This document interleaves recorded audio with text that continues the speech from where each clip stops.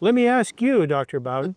So there's all sorts of stuff happening in your life. The world is constantly swirling. We're in this interesting period of opportunity. Chaos breeds opportunity. Um, you've been a leader in the field for so many years. You've written multiple books. You've been a lecturer and a known opinion leader. So what's on Dr. Bowden portfolio for this time? I'm beginning a new book, and it's basically I'm going to act as a reporter, and I'm going to interview a lot of doctors across the country, you being one of them, about how they have changed, if at all, in their treatment of heart disease. Okay. And where cholesterol fits in, and are they measuring it differently than we used to? Are they still using the HDL-LDL model? What do they want to say about that? Because I have a lot of clients who come to me for personal stuff, and they've got these tests, and their doctors are still prescribing by the book.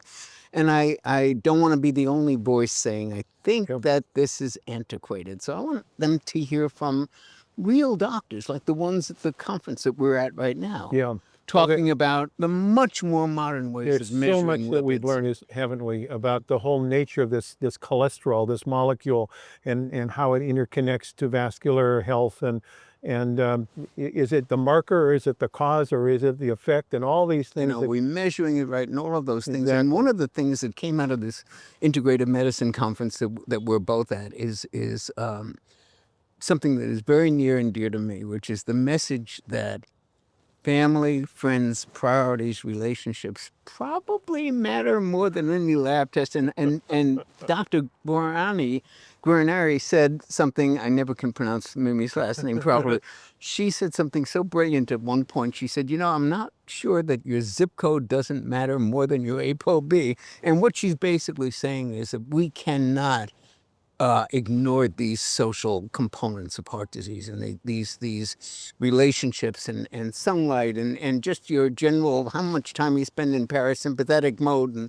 And that's what I want to kind of get at, that those things really do matter, and that we need to not ignore those and not focus that myopically just on lab tests. Not that they're not important. Well, that's going to be really a valuable asset. We hope that you'll get this able to be done in the year, so that we can start benefiting from it. For me, That's my focus is on, is kind of an overlapping theme. I want to understand what the literati, the people that are leading our field of healthcare, think about the immune system. And how does the immune system interrelate to things more than just infectious disease? How does it relate to cognitive function? How does it relate to mood? How does it relate to digestive function? How does it relate to diabetes and obesity?